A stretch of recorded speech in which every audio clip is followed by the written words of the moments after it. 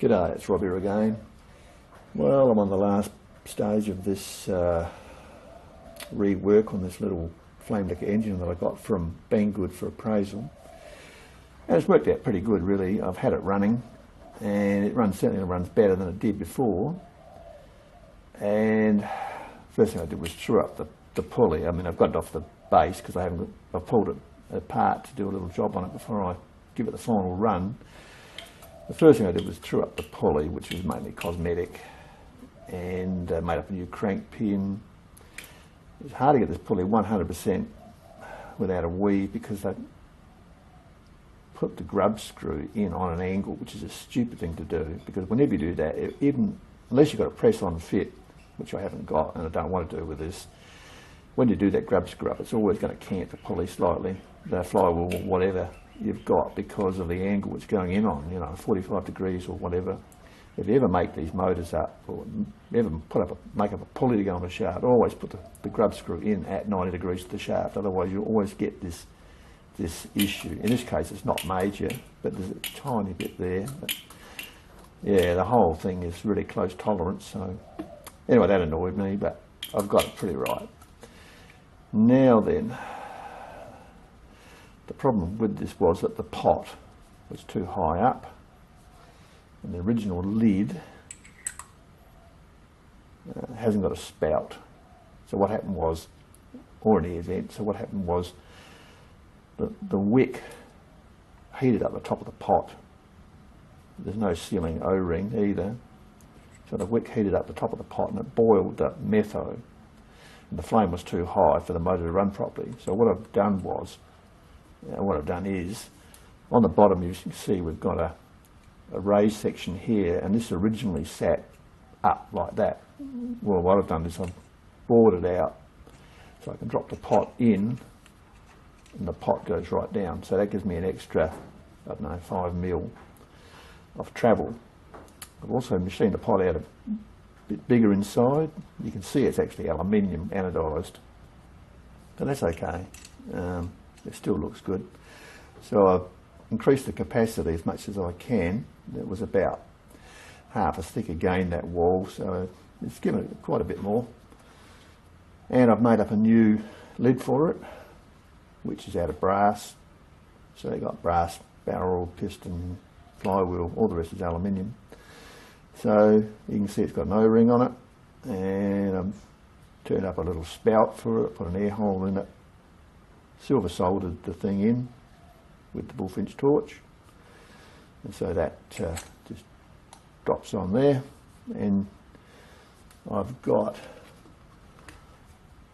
a spring washer and 2 little nuts to go on the bottom so that I can rotate the pot, because the lid won't rotate now. Before, the lid rattled around and lost position, so this would be like a tensioned base, and I'll be able to just rotate the pot to put the spout in the ideal position for it to run, which is about there. So it's all worked out pretty good. No real complaints, no real issues. I turned the lid up out of some solid stock. See here some more of it.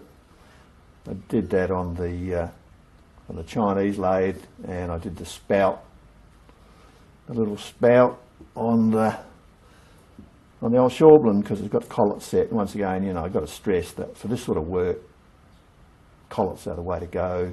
It's the only way you can grip tiny stuff like that without deforming it. And yeah, so I showed the 2 machines, the 2 lathes, and we'll put it back together and then we'll run it.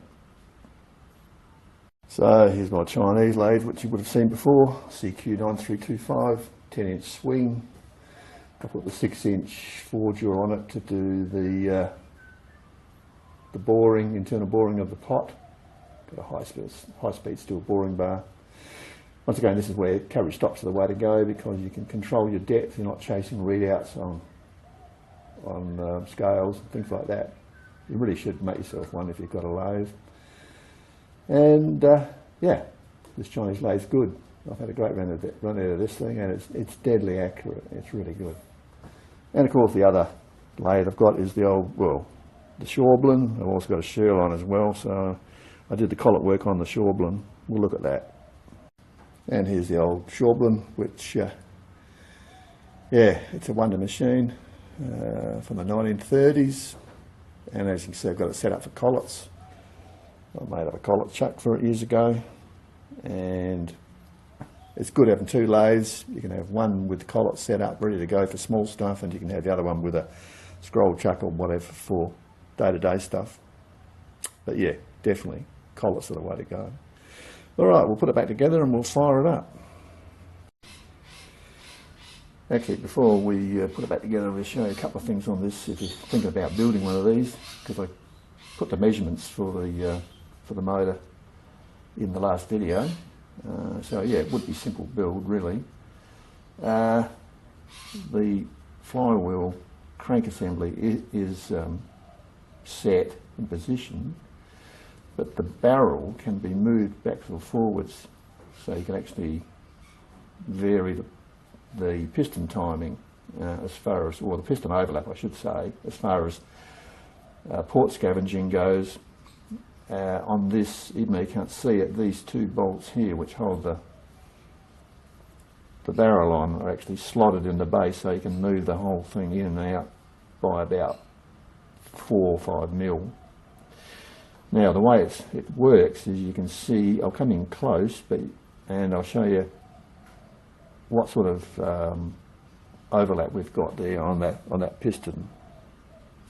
Right, if you look, you can see the piston, actually the top of the piston is going over past the edge of the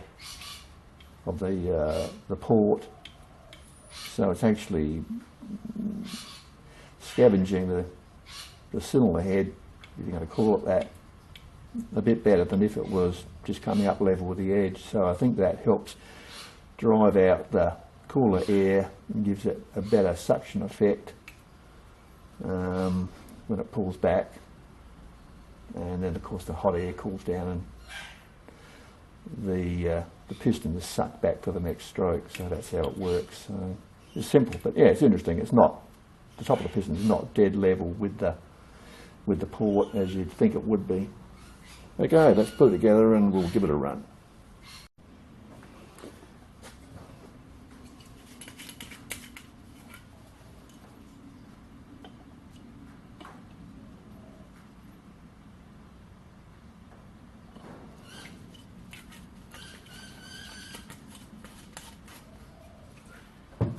Interestingly, the wick on this is the same size as on the Stirling engine. So anyway, must be a common type of wick, I suppose. Alright, so the lid goes on butte now. It was a bit tight before. I like to machine it out a bit more on the pot, because I think the O-ring expanded. It had been not used for a long time. I think the Mefo swelled up the O-ring slightly. Now with this too, I found that you have to actually let the head heat up a bit before you try and start it, otherwise it won't go. Let's get the wick a bit tidy.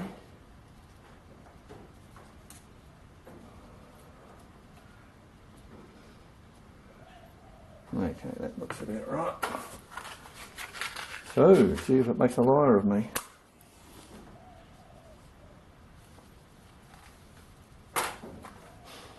But yeah, so you can just adjust the flame with the pot by turning it.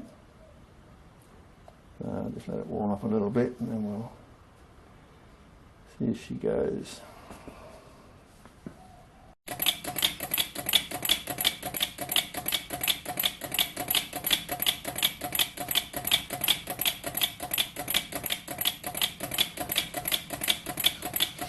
So there you go, it worked out in the end.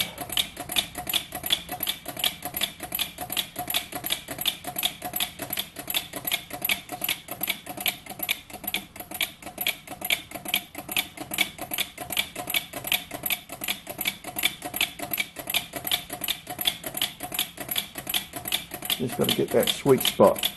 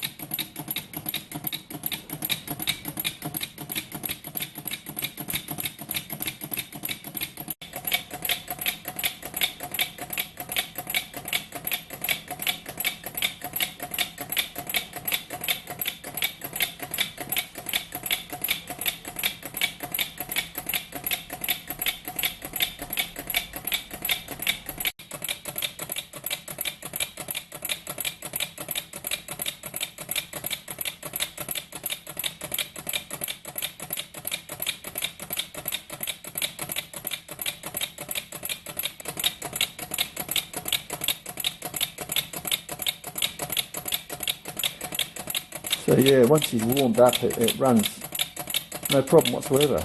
You just have to get the cylinder head warm enough that it will do its stuff. And it runs quite well now with a little wick. It's not wasting so much metho, and the pot being a little bit bigger diameter. It runs for quite a long time now. It's the way they should have made it originally. But, you know, that's the way it was. I think she's just about out of metho. Losing a few horsepower.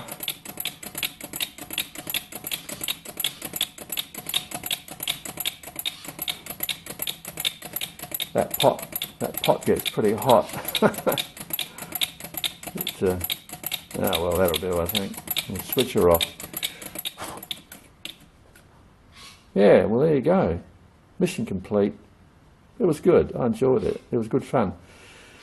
And I mean, I think it's a smashing looking little motor. I mean, it's just beautiful, really. And it really is great. It's just a pity they didn't get that pot right. The wobbly fly, well, you know, that's cosmetic, but the pot, yeah, it really does need to be configured like this. Do that, and she's a goer. She's really good. Okay, well that's it from me. I hope you enjoyed it, and yeah, I'll see you next time. Cheers.